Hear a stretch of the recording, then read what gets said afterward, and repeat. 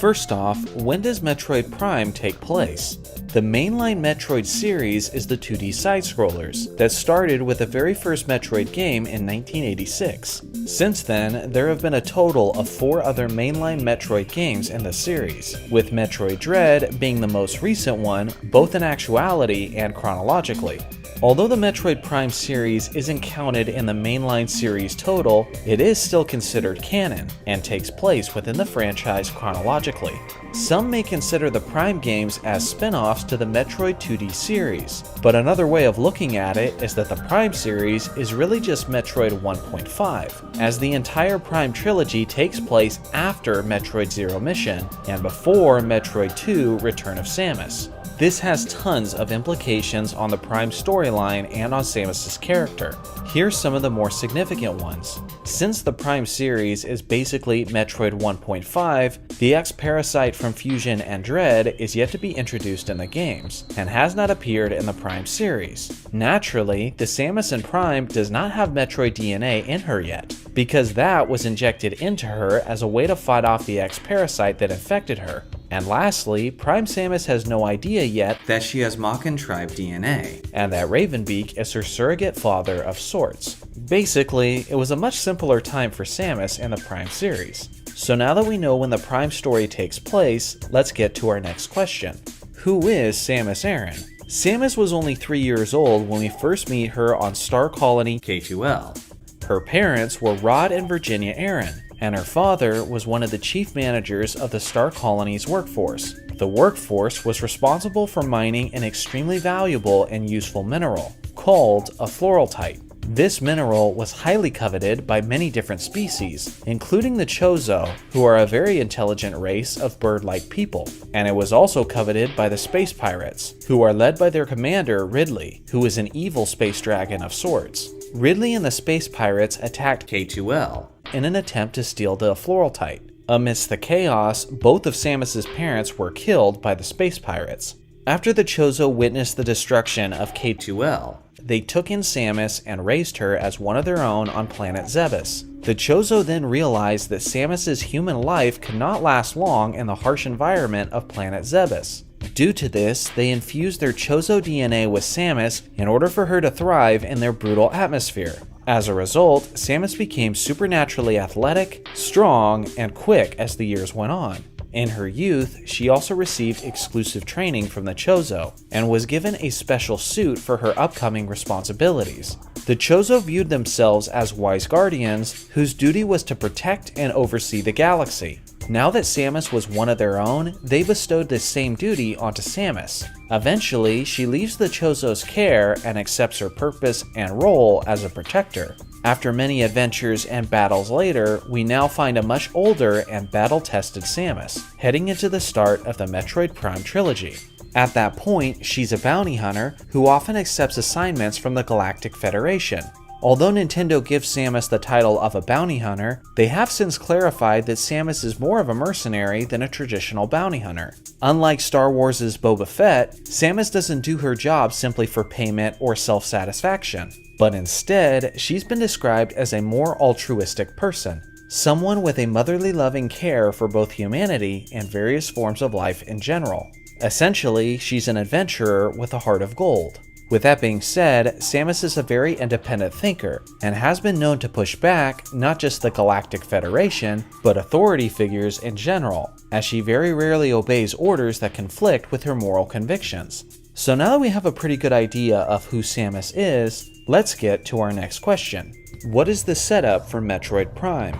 Well, 10 years before the opening sequence of Metroid Prime, Samus fought the space pirates' hordes on planet Zebes, and she descended to the very core of the space pirates' stronghold, where she exterminated the energy-based parasites known as the Metroids, and destroyed the lord and controller of the space pirates, Mother Brain.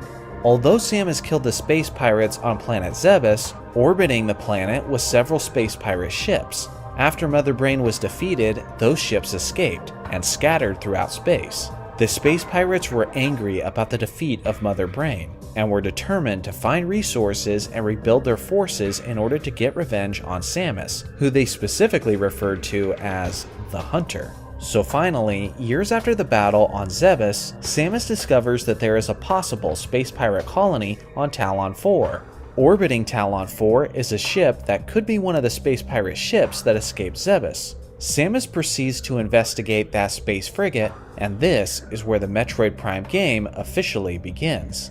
As Samus gets further into the space frigate, she begins to realize that space pirates are not only on this ship, but they've been doing a lot of dangerous experimentations. As Samus travels through the frigate, it becomes evident that some of the experimentations went horribly wrong for the space pirates, as it appears that something from within injured and killed many of the pirates. At the core of the level, Samus discovers one of the experiments, the Parasite Queen. Samus doesn't know it yet, but the Parasite Queen was genetically enhanced by a substance known to the pirates as Phazon. More on Phazon in just a bit. After Samus defeats the Parasite Queen, it collapses into the frigate's reactor core. This initiates an escape sequence for Samus, as the entire frigate is getting ready to explode. As our bounty hunter is escaping the ship, to her surprise, she comes across her old nemesis, the space pirate leader and the one responsible for the death of her parents, Ridley. Samus had previously defeated Ridley in the depths of Norfair on planet Zebes. The pirates then recovered Ridley's body and resuscitated him by converting him into a cyborg. He's now known as Meta Ridley. According to space pirate logs, this conversion drastically increased his strength, mobility, and offensive capability. Meta Ridley escapes the exploding frigate, and she follows him all the way to Talon 4, where the space pirate colony is located. So now that we've explained the setup of the game, let's address a couple of things. First, what is Phazon? It's basically a superorganism capable of mutating and corrupting any living organisms that it comes into contact with. To most living creatures, it's extremely deadly to the touch, but creatures strong enough to withstand the substance often become energized, mutated, erratic, and extremely aggressive. Due to its energy-producing properties and its transformative tendencies, this superorganism was highly appealing to the space pirates, as they initially found the substance on Talon 4 when they detected high levels of radiation coming from the planet. The source of all of the Phazon is a sentient planet off in the very distant space, known as Phase. It's a planet of pure Phazon, and Phase has a will of its own, as it desires the multiplication of itself throughout the universe. This makes Planet Phase, in a sense, the ultimate antagonist of the Metroid Prime trilogy, although the planet is never seen in gameplay until Metroid Prime 3 Corruption. The way Phase corrupts other planets and potentially galaxies is with its giant Leviathan seeds. These artificial meteorites grow on the planet Phase and reach maturity at 100 years old. Once the Leviathan is fully grown, it is sent out by the planet itself, destined for collision with other planets. When one of these Leviathan seeds crashes into another planet, the corruption begins, as it slowly starts to destroy the planet's entire ecosystem. Eventually, the Phazon's corruption becomes so powerful that it ultimately transforms the planet into a clone of Planet Phase. Again, this is the ultimate goal of Phase, to see itself in every planet, in every galaxy, everywhere. So now that we understand Phazon, let's carry on.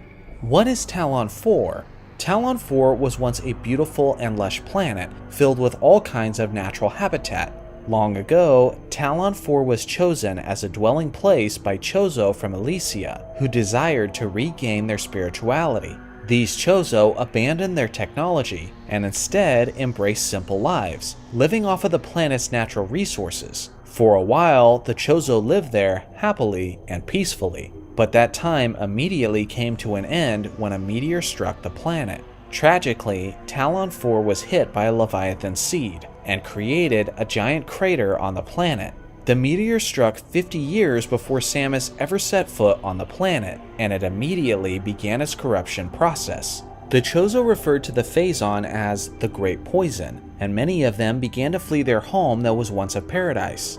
All of the Chozo who stayed eventually died from the poison, and even some of the dead Chozo were possessed by the Phazon, as they return in the game to fight Samus as Chozo ghosts. Throughout the game, Samus discovers many Chozo lores, which are documentations from the Chozo as they were experiencing the fall of their civilization. In these documentations, the Chozo didn't just speak about the Great Poison, but they also spoke about what they called the Worm. They described it as such: the worm, born from parasites, nurtured in a poison womb. The worm grows, devouring from within, until the world begins to rot. The words of the seers have come to pass, for there, in the depths of the world, the ravenous worm lurks and feeds. From the stars it came, blighting Talon with its great poison. We can but watch as the worm grows, watch and wait. This dreadful and terrifying worm that they speak of is none other than the Metroid Prime, a monstrous Metroid that's been growing and feeding on Phazon ever since it arrived on the Leviathan many years earlier. The Metroid Prime resides in the crater where the Leviathan impacted, commonly referred to as the Impact Crater. Now, amidst all this catastrophe, the Chozo had the gift of foresight and had visions of a coming savior who would destroy the poison and the worm and restore Talon 4 to its original glory. The various Chozo lores indicate that they had very specific visions of Samus, as they went as far as specifying her appearance and gender. With this underlying glimmer of hope, the Chozo sealed the Impact Crater, keeping the worm inside and delaying the spread of the poison to the rest of the planet. Then they hid the 12 Chozo artifacts throughout the world, which are the keys to opening the Impact Crater. Their hope was that the savior would arrive, recover the keys, and enter the crater and destroy the worm. Obviously, this would take some time, but Samus was very happy to oblige. She first defeated the rivaled Ridley once again, and then focused on the worm below the surface. With the keys now in her possession, she entered the crater, and when Samus fought and defeated the Metroid Prime, it revealed its true form, which she could then only harm by weaponizing the Phazon against it. Once Samus finally defeated the core essence of Metroid Prime, a struggle ensued. As Prime was about to explode, it grabbed hold of Samus in an attempt to take her down as well. But just then, Prime stripped Samus of her Phazon suit, which she had acquired from the Omega Pirate. Samus then escaped as quickly as possible, and once she reached her ship, she looked on victoriously as the temple, the Impact Crater, and presumably the worm all lie in shambles. The poison was destroyed, just as prophesied. The game was over. Samus had won. For now. Just after Samus triumphantly leaves the atmosphere of Talon 4, we revisit a very dark and gloomy Impact Crater with a lone pool of remaining Phazon. Out of the Phazon outstretches a hand. It was Samus's Phazon suit, now possessed by the essence of Metroid Prime. This was the birth of Dark Samus, the main villain of the Metroid Prime trilogy. When does Metroid Prime 2 take place? Within the story chronologically, Prime 2 takes place after Prime 1, and after Metroid Prime Hunters, which will be getting its own video dedicated to its story. The precise time of this game isn't completely clear, but based on various Metroid media and logs, it is widely believed that Prime 2 takes place roughly 1 year after the conclusion of Metroid Prime 1. Which brings us to our next question. What is the setup for Metroid Prime 2? After the conclusion of Prime 1, Samus Aran is led to believe that Metroid Prime has been completely destroyed on Talon 4, but she would be incorrect in that assumption, as Prime was reborn in a new form after stealing Samus's Phazon suit that she had acquired from the Omega Pirate. Now, Metroid Prime, or better yet, Dark Samus, is on the verge of returning to the scene. Meanwhile, Samus receives a mission file, alerting her that Squad Bravo of the Galactic Federation had lost contact with the military 8 days earlier. As a result, Samus is sent by the Federation to Planet Aether, in order to find these missing soldiers and render aid wherever it's needed. As her gunship enters the planet's atmosphere, it is met with extreme turbulence from a very unstable planet. The ship is struck with lightning, causing significant damage and resulting in the aircraft temporarily losing power, as she plummets to the planet's surface. The ship just then regains power, right as Samus crashes through the roof of a cave. In her typical epic fashion, she dismounts from her aircraft, and this is where our adventure officially begins. It doesn't take long for Samus to notice all of the dead Federation troopers throughout the caves. Some are hanging from the ceiling, appearing to have fallen to the planet's natural predators. Unfortunately, appearances can be misleading, as she'll soon discover that something more sinister is going on than simply hostile natural inhabitants. As she begins to enter a Federation outpost, several dead members of Team Bravo begin to reanimate, as they become hosts of a dark sentient organism. Reluctantly, Samus disposes of these possessed troopers and continues on her mission. Soon afterwards, Samus enters a room and discovers a dark figure who resembles her own appearance. The figure enters a unique and ominous-looking purple portal, to which Samus quickly follows. The experience is jarring for Samus, as her body is ripped through space and time, while she enters another dimension, known as Dark Aether. More on that in a bit. Once there, she sees a variety of threats, including dark versions of the splinters she saw earlier, and she also sees Dark Samus, who's casually absorbing a tremendous amount of Phazon. Then Dark Samus shoots the crystal behind Samus Aran, which eliminates its protective bubble of light energy, which exposes Samus to the toxic atmosphere of Dark Aether. As Samus struggles with the poisonous air, she is then mauled by an array of dark creatures, and then launched back into the portal. After the dust settles, she discovers that much of her equipment and abilities were stolen, including her missile launcher, grapple beam, space jump thrusters, and so on. A weakened Samus is now forced to continue her mission at a disadvantage. She explores more of the planet before eventually reaching Team Bravo's spaceship, surrounded by the corpses of the fallen troopers. Samus then downloads the team's data files and learns more about the horror that befell the squad. While Team Bravo was on patrol in the Dasha system, they discovered a space pirate frigate orbiting planet Aether. They attacked the frigate, which sent it spiraling towards the planet, and the team pursued. But then, they entered Aether's thunderous atmosphere. Their ship was damaged and became inoperable. The storm's activity disabled their comm system, making them unable to contact Federation headquarters. Upon landing, they split into two units, one to set up an ops base and the other to repair the ship. Some time passed and things were running smoothly, with the troopers operating in shifts to maintain constant security. But it all came crashing down when they attacked. A swarm of possessed splinters ambushed the troopers. Regular splinters were manageable with Federation artillery, but not these. This was no natural enemy, but they were stronger, more brutal, and unrelenting. This was the Ing. More on them in a bit. Within a matter of hours, maybe minutes, every single Marine of Squad Bravo had perished. All 38 men and 2 women deceased. After taking a moment to mourn her fellow soldiers, Samus presses on. She progresses through the temple grounds before eventually reaching the Great Temple of Aether. Inside, she is confronted by the Dark Alpha Splinter. Once she finally defeats this difficult foe, she discovers that this guardian of the Ing was holding an item of immeasurable value, the Energy Transfer Module. This item instantly bonds itself to Samus's armor, which in time will reveal itself to be the key to saving this planet. Then she proceeds into the inner chamber, where she meets Eumos, the last remaining Luminos Sentinel on planet Aether. Which brings us to our next question. Who are the Luminoth? Well, for starters, they are incredibly advanced beings both technologically and spiritually, similar to that of the Chozo. The Luminoth are massive, standing as tall as 12 feet high, and they have many special abilities, like heightened reflexes, durability, psionic, and flight.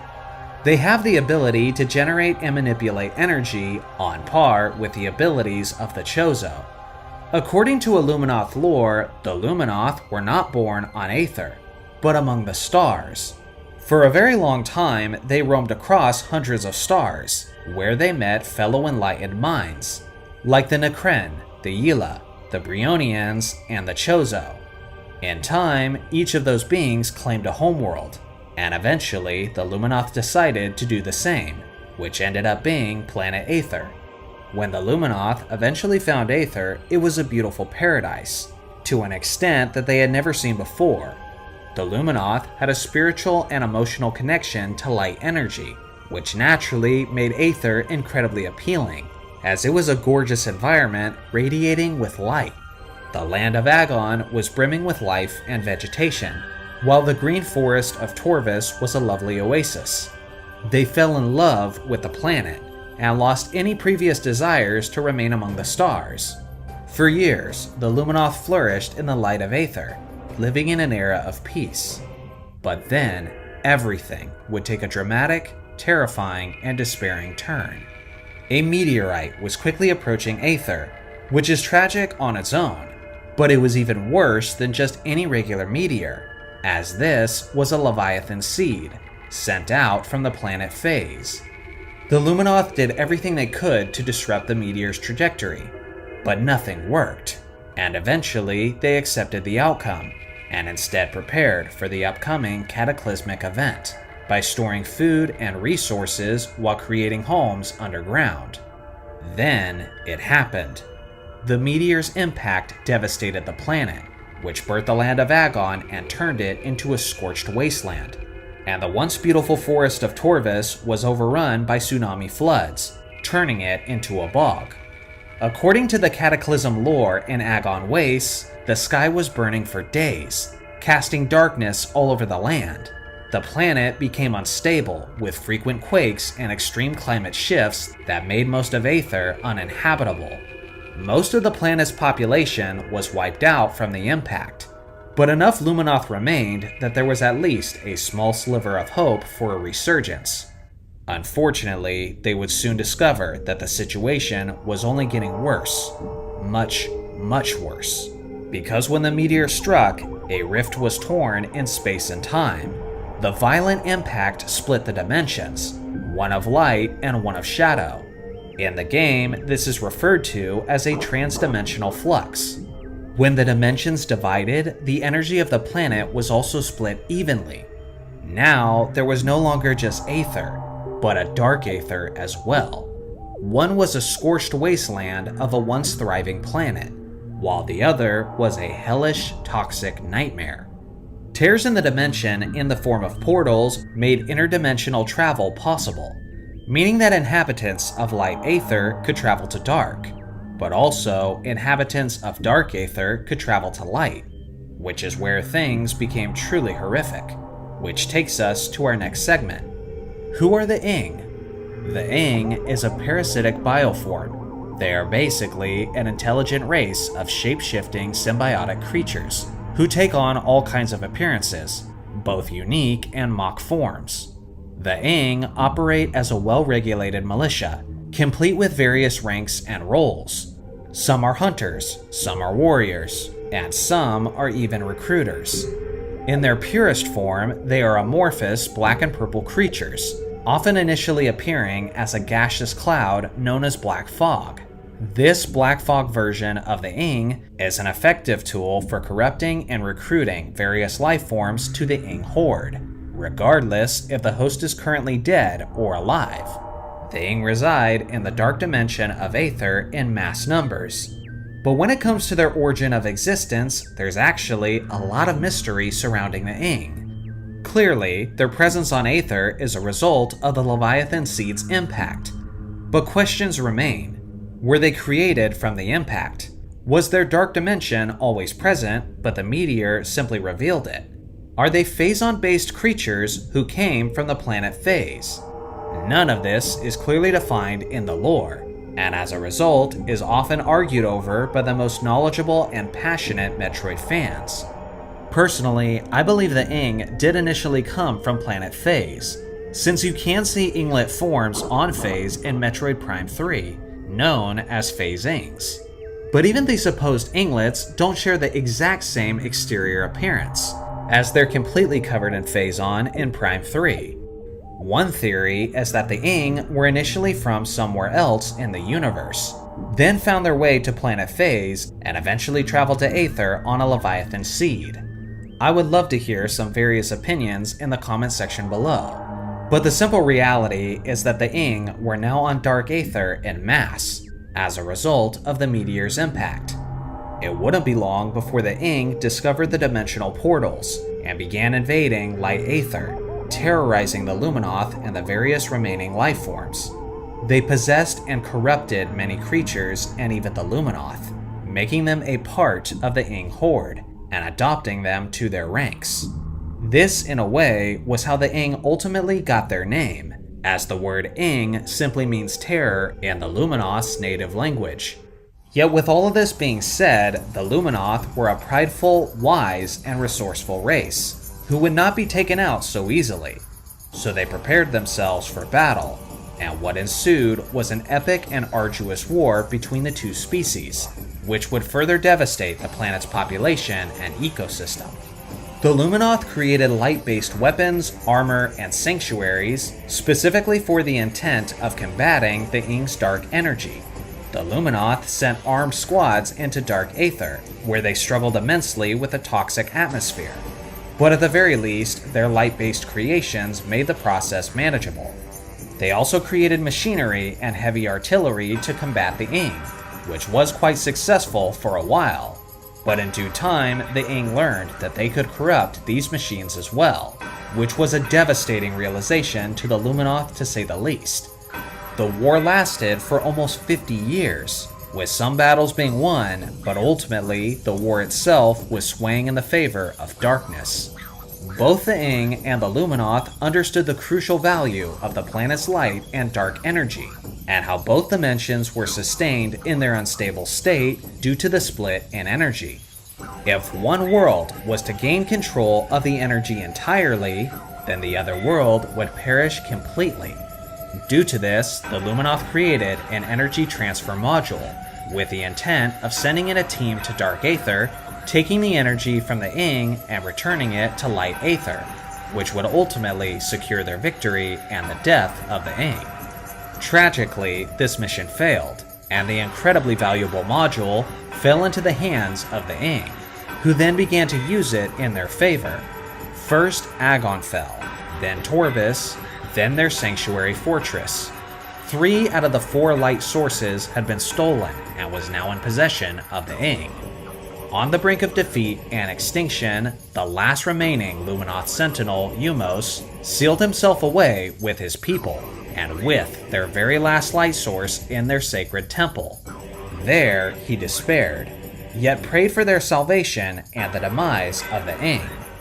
Now with Samus's arrival, she represented hope, and with the energy transfer module now in her possession, they had a fighting chance once again. That's when, at the request of Umos, she sent out on her new mission, to recover the energy from the temples of Dark Aether, and return them to the Light World. But even as challenging as her task was, the Ing would not be her only opposition in this adventure. What else stands in Samus's path? Well, let's not forget what started this whole thing for Samus Aran and the Galactic Federation, which was the discovery of the space pirates in the region. In a similar fashion to their discovery of Talon 4, the pirates came to Aether when they detected phazon energy radiating from the planet, which at this point is their most coveted energy resource in the entire universe. According to a space pirate log, they had been on Aether for 4 cycles before Samus showed up, which is speculated to be the equivalent of 12 years. During that time, the pirates have been building outposts and harvesting phazon. This job has become extremely difficult for the pirates for a multitude of reasons. 1, the natural habitat is hostile towards the pirates. 2, the Ing is a threat to the pirates as well, as they are frequently attacking and possessing various pirate troopers. 3rd, Dark Samus has now arrived, as she is now also in pursuit of this phazon, as she attempts to gain strength by absorbing as much of it as she possibly can. Regularly, Dark Samus is raiding various space pirate outposts, stealing their phazon while the pirates are utterly powerless to stop her. Their phazon energy levels are extremely low and unsatisfactory, which results in them breeding Talon Metroids to use as an emergency alternative to phazon energy. Now, Samus Aran has also arrived, who is additionally causing havoc for the pirates by taking out their troops as she attempts to save Aether and the Luminoth. If anything, the pirates are treated as an inconvenient nuisance in this game. They're simply outmanned and outgunned by several factions, who have a much greater role to play in this story. Dark Samus, though, remains as the ultimate threat, as she is continuously gaining power throughout, with every ounce of phazon that she consumes. Our bounty hunter has to battle her several times throughout her adventure. With each confrontation, Dark Samus grows in strength and capabilities, as she seems almost impossible to defeat due to her regeneration ability. In time, Samus recovers her tools, abilities, and weaponry, and acquires much of the light energy as she defeats some of the Ing's greatest assets, like Amorbus, Chica, and Quadraxis, all while utilizing the technology left behind in the Luminoth's war. Then, she slowly acquires the 9 keys necessary to enter the Sky Temple, which were hidden by the Ing as a way to protect their last energy source. The final energy source is protected by the leader of the Ing's military, known as the Emperor Ing, the Alpha and the Omega of the species. After a complex battle involving several phases, Samus ultimately defeats the greatest of the Ing, securing the last energy source from Dark Aether. Naturally, this results in the dimension beginning to collapse upon itself, as it is now completely destabilized. Samus flees the Sky Temple, and just when she attempts to enter the portal to Light Aether, she's confronted once again by Dark Samus, who's now overflowing with phazon energy to a terrifying extent. This tremendous energy has made her transparent, revealing her face that looks eerily similar to her previous Metroid Prime form. At this point, Samus Aran is running out of time, and is outgunned by this supremely powerful being, as now most of her attacks are completely ineffective against this foe. But then, just in time, she discovers its weakness, as Samus can use the phazon as a weapon, further overloading Dark Samus's body, causing damage to it. After continuing this method, Samus finally defeats her new rival, as Dark Samus reaches out, making one last attempt to harm her, before evaporating into the atmosphere. With that, Samus quickly enters the portal, and flees Dark Aether one final time. And as she does, she sees the last remaining Ing on Aether go down with their toxic dimension, as it finally ceases to exist. The last of the remaining light energy has been returned to Aether, as the unstable planet now becomes stable, and the violent storms finally subside. Upon her return, Samus is greeted by Umos, the last remaining Luminoth, who are relieved and grateful for their salvation. And with that, Samus walks off with her mission now complete, as she bids farewell and returns to her ship. It's a nice moment, and kinda makes you forget about the fact that all of Squad Bravo is still very dead. Samus takes her clothes off and then victoriously flies off into space, as she waits to be summoned for her next mission. But orbiting the planet is a collection of blue phazon particles. They begin to combine as the dreaded enemy regenerates herself once again. Dark Samus will return, and this time her vengeance will be devastating. What is the setup of Metroid Prime 3? The start of Metroid Prime 3 Corruption takes place roughly 6 months after the events of Metroid Prime 2 Echoes. The game opens up with the ship log for Samus, describing her aircraft's actions and destination. As the ship starts to report on Samus's vitals, an unsettling message appears concerning her neurological readings, which then results in the system glitching uncontrollably, which is foreshadowing what will be one of the more difficult and distressful obstacles of her journey. Now, as far as our bounty hunter thinks, Dark Samus was completely eliminated during her battle on planet Aether. Unfortunately, she would be incorrect in that assumption, because when some of the remaining space pirates collected and stored phazon from planet Aether, They unknowingly gathered the remaining phazon molecules of what was once Dark Samus. Using the pirate's large storage of phazon energy, Dark Samus is able to once again regenerate herself into her humanoid form, as she reestablishes herself as a major threat to the universe. Meanwhile, upon request, Samus Aran arrives at the GFS Olympus, which is a Galactic Federation battleship, which has now been in service for 18 years. Samus has been summoned for a meeting with Fleet Admiral Castor Dane, who is now in his 5th year at his position, and like Samus, he also has a very personal vendetta against the space pirates, as he was also made an orphan at a young age due to a space pirate attack. Also summoned to this meeting were 3 other bounty hunters who frequently work alongside of the Federation, which brings us to our next question. Who are the fellow bounty hunters? First off is Rundus, who is from a distant icy moon called Phrygus.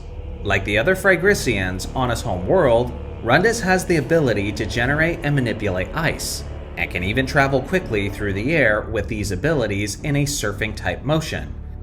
Rundus is a dangerous yet trustworthy ally, who has a cheerful youthfulness about him.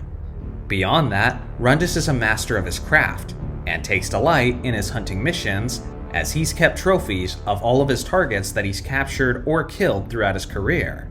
This continuous practice has made him quite proud, cocky, and arrogant over time, to the point that he no longer considers himself to have an equal in this field.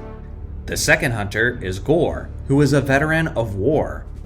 According to the scans, only 6% of Gore's birth body is present, as he is now mostly a state-of-the-art cyborg.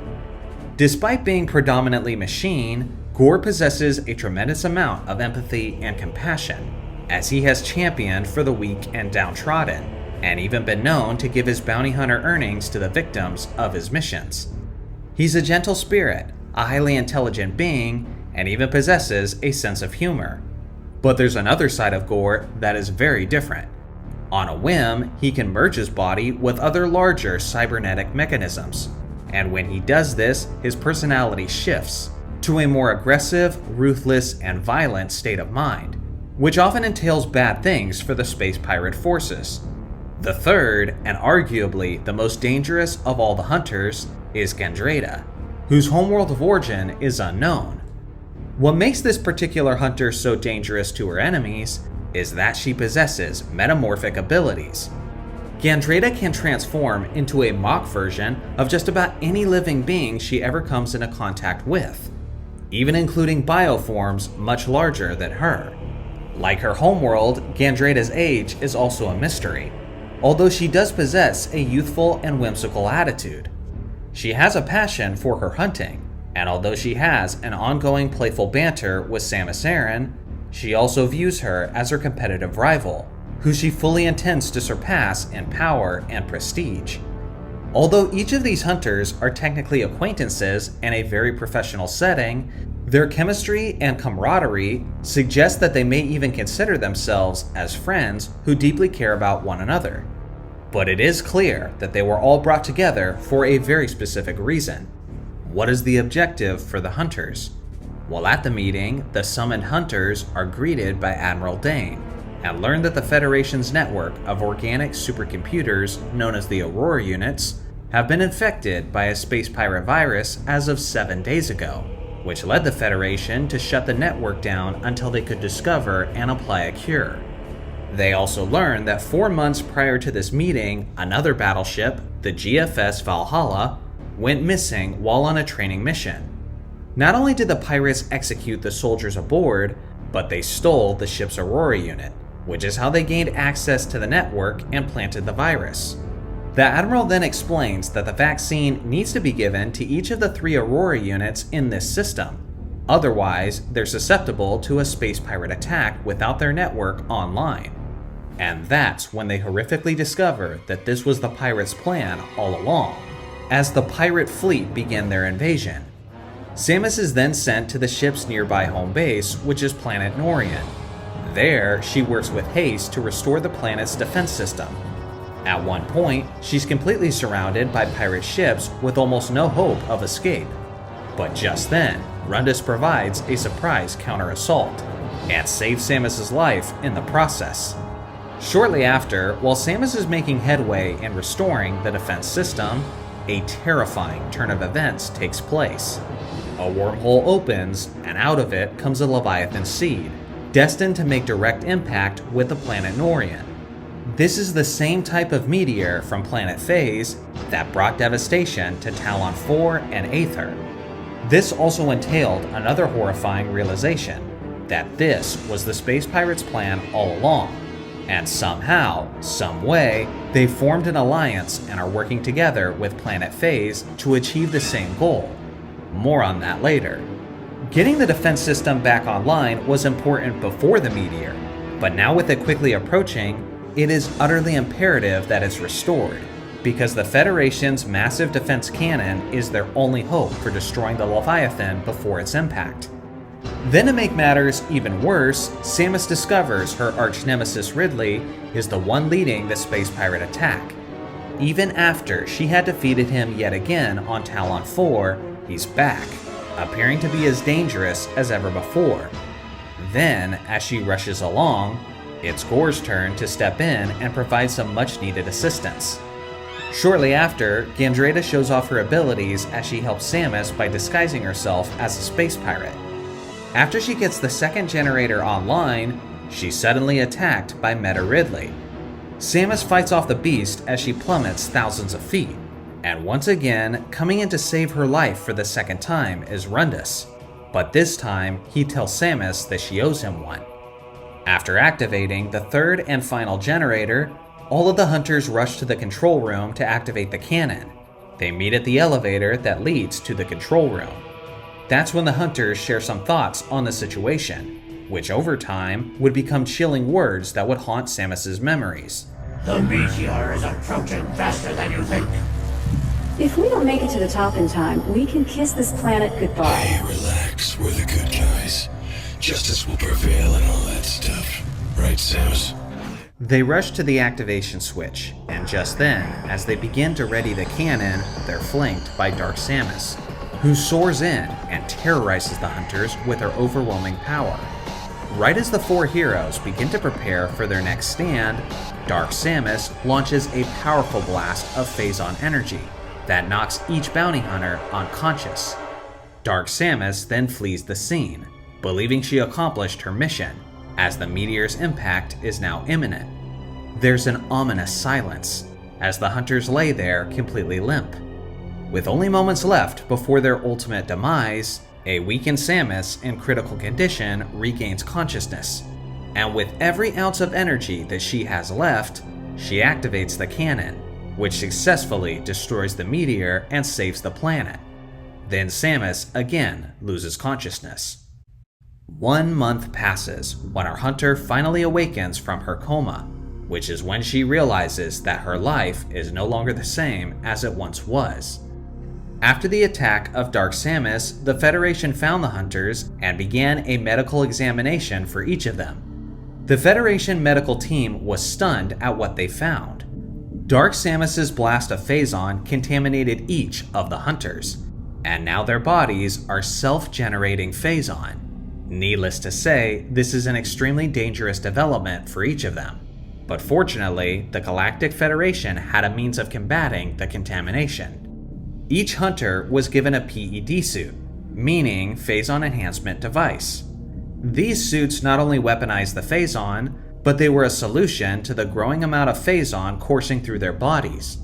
If there was too much being produced in their bodies, then the hunters could activate Hyper Mode and expel much of that Phazon as a devastating weapon. After learning this, Samus then heads to the AU chamber to speak with the Aurora Unit 242. There, she learns that Norian was not the only planet that was attacked with a Leviathan seed. 2 nearby planets, named Brio and Elysia, were each struck by a seed, where the Phazon had already began to spread. 2 weeks prior to Samus waking, the 3 hunters had been dispatched. Rundus was sent to Brio, Gore was sent to Elysia, and Gandreda was sent out to find the space pirates' stronghold. Unfortunately, contact was lost with all of them as of 7 days ago. Now Samus is left to pick up the pieces of their missions, Travel to each of these planets, destroy the Leviathan seeds, and discover the whereabouts of her 3 former companions. The first planet she must travel to is the nearest, which is Brio. Upon landing, she notices that the Leviathan seed is protected by a barrier, and to destroy it, she'll need to find a way to disable the shield. Unlike other planets that Samus had traveled to throughout the trilogy, Brio was a post-apocalyptic world even before the meteor had made its impact. Through her various scans and research, she learns that Brio is a war-torn planet, where there was a violent conflict between traditionalists and progressives. In the game, the 2 factions are referred to as the Primals and as the Lords of Science. There's a lot of cool information and lore about these various groups, but unlike the lore entries from Talon 4 and Aether, there isn't really a ton of stuff that's pertaining to the main story of the game for Samus. So for the most part, these will have to wait for their own dedicated video. Sadly though, the theme of civil conflict and devastation works as a foreshadowing aspect in Samus's journey. Over the hours of Samus traveling through Brio, she keeps seeing hints and glimpses of her friend Rundus, like large amounts of ice in random locations, Rundus' ship stationed on the planet, and Rundus himself as if he was ominously spying on Samus. For the most part, her mission is proceeding smoothly as intended, but then abruptly, in an ordinary room where Samus activated hyper mode, her body starts seizing. Her insides suddenly surge with a tremendous amount of pain. Her suit urgently notifies her that she's beginning to overload with Phazon, and she must expel the energy as quickly as possible to survive. Eventually, her body begins to stabilize, but a horrifying realization is starting to set in. The Phazon within her is beginning to spread rapidly, far beyond what the PED suit can control. With every hour that passes, Samus is at a greater risk of being completely corrupted by the Phazon within her. If she succumbed to this corruption, it would ultimately make her a clone of Dark Samus. This tragic realization starts to have deeply concerning implications on the status of the other 3 bounty hunters. Eventually, her path finally crosses with Rundus, who's ready to confront her. But as she feared, Rundus is no longer who he once was, as he has fallen prey to Phazon corruption. Samus has no other choice but to end this threat. After a difficult battle, Rundus is defeated, and as he lays in front of Samus, he appears to use his own ice powers to put himself out of his misery. It is then revealed that he was not only corrupted by Phazon, but he was under the direct influence of Dark Samus herself. As he alluded to earlier, justice did prevail, but sadly, he was unexpectedly on the wrong side of it. Later on, Samus successfully disables the shield and enters the Leviathan, where she defeats the corrupted war golem of Brio. Unfortunately, her body again responds violently to the Phazon's slow corruption process. We see it spreading within her as she's forced to remove her helmet and relieve herself of some of the Phazon. Once she gathers herself, she then destroys the seed from within. Now with the planet Brio saved, Samus is free to head to planet Elysia, where she intends to finish Gore's mission. On Elysia, Samus arrives to the city of Skytown. This city is 1500 years old and was built by the Chozo as a deep space research facility. The Chozo created a race of artificially intelligent robots, known as the Elysians, whose purpose was to upkeep and protect the city. Eventually, the Chozo left the planet, leaving it solely to their creations, the Elysians. Many years afterwards, this planet too was struck by a Leviathan, which destroyed much of the city. Once the Phazon began to spread, it corrupted most of the Elysians, causing them to go rogue and become extremely hostile. For this purpose, Gore specifically was chosen to be sent to Elysia, since he was also a cyborg who specialized in repairs. But this would also end in tragedy, as Gore too was corrupted by the time Samus arrived.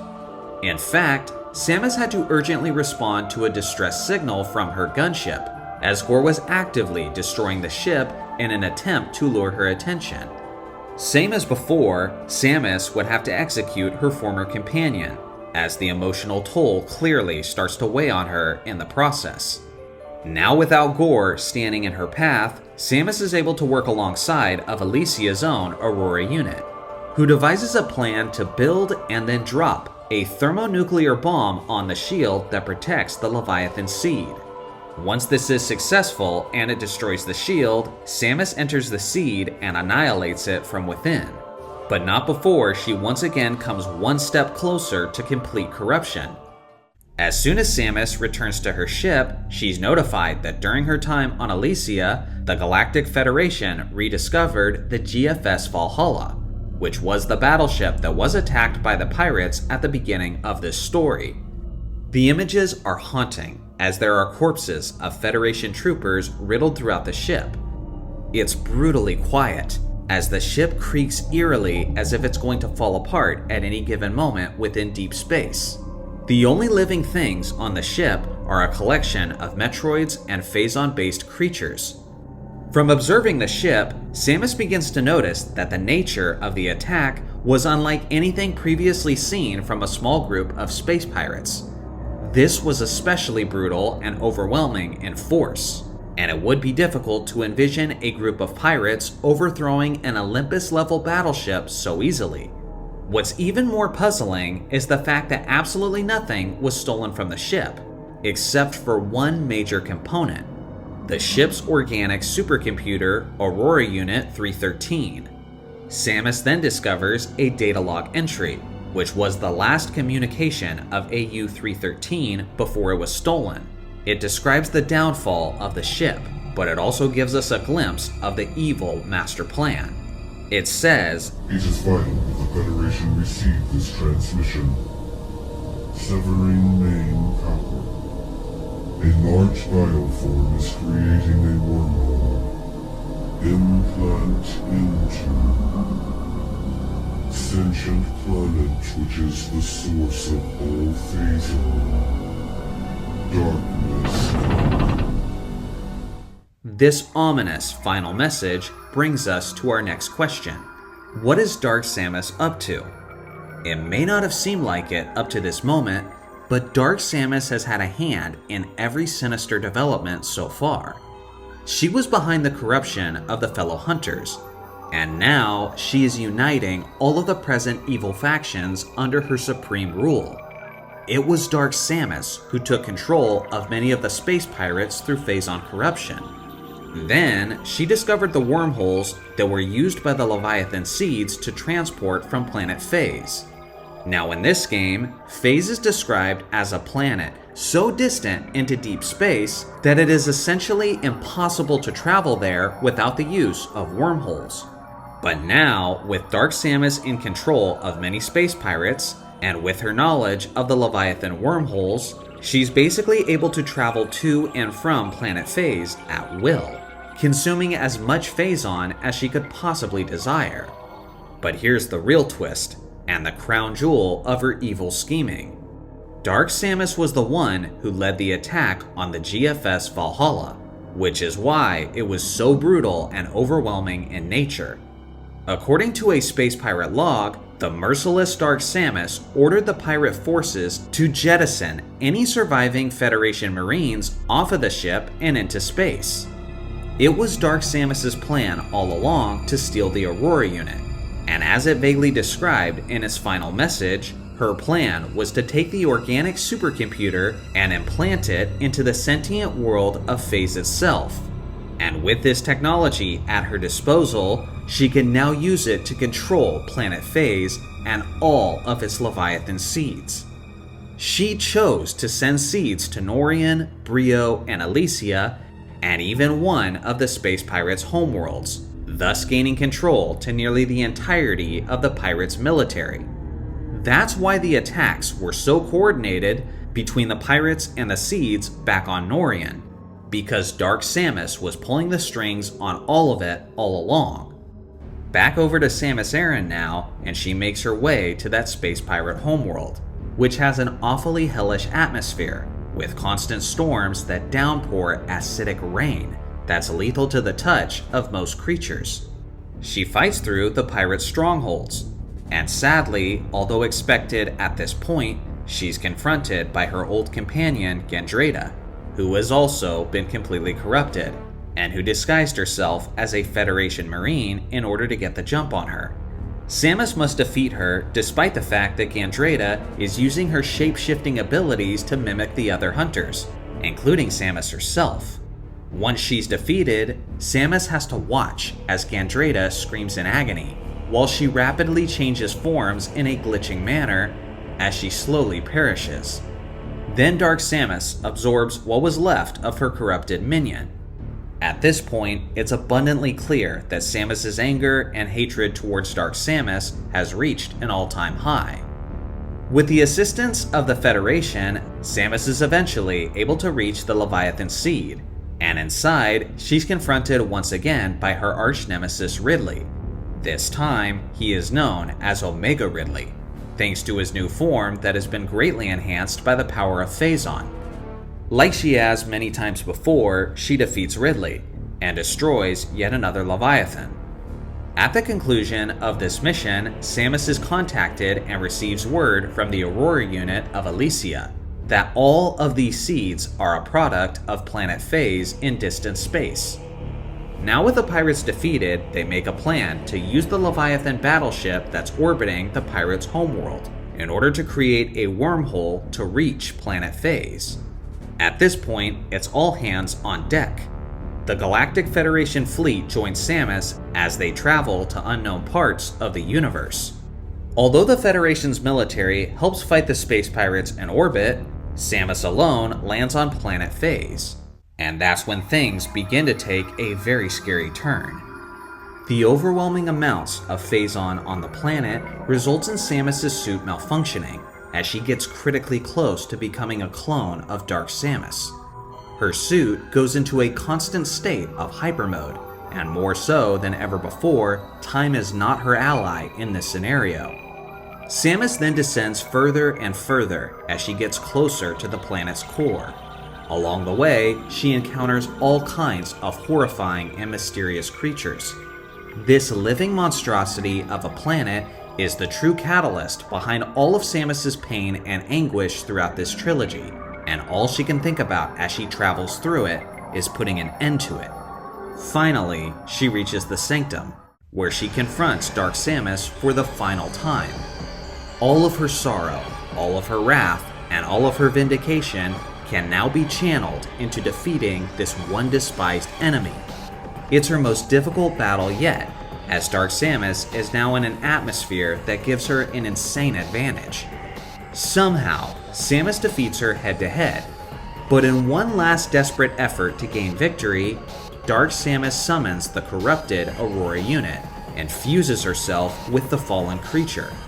Eventually, she overcomes this enemy as well, and due to the symbiotic existence of these beings, Dark Samus, the fallen Aurora unit, all of the Leviathan seeds, and the entirety of Phazon everywhere, including that within Samus, begins to completely perish. The Federation fleet, and somehow Samus herself, all escape without a moment to spare, as this epic saga has finally concluded. While the Federation rejoices, Samus returns to Elysia, where she reflects on her adventure and takes a moment to remember her friends, who each played a role in saving her life. And yet, she could only repay them by ending the misery of their corruption. After taking some time to reminisce, our hero returns to her ship, as she prepares herself for her next grand adventure. In an unlockable after-credits scene, Samus flies off into space, but moments later, we see a green ship that's been ominously spying on her. This ship is confirmed to belong to the fellow bounty hunter, Sylux, whose main motivations remain almost entirely a mystery. Yet we'll find out what he's up to 18 years after the initial release of Metroid Prime 3, when Metroid Prime 4 drops. And that was the complete story of the Metroid Prime trilogy. Did you guys enjoy it? Stay tuned for more videos about the lore and story of the various Metroid games. Thanks for watching as always. Make sure to like and subscribe for more Metroid and Zelda content, and I'll see you guys in the next video.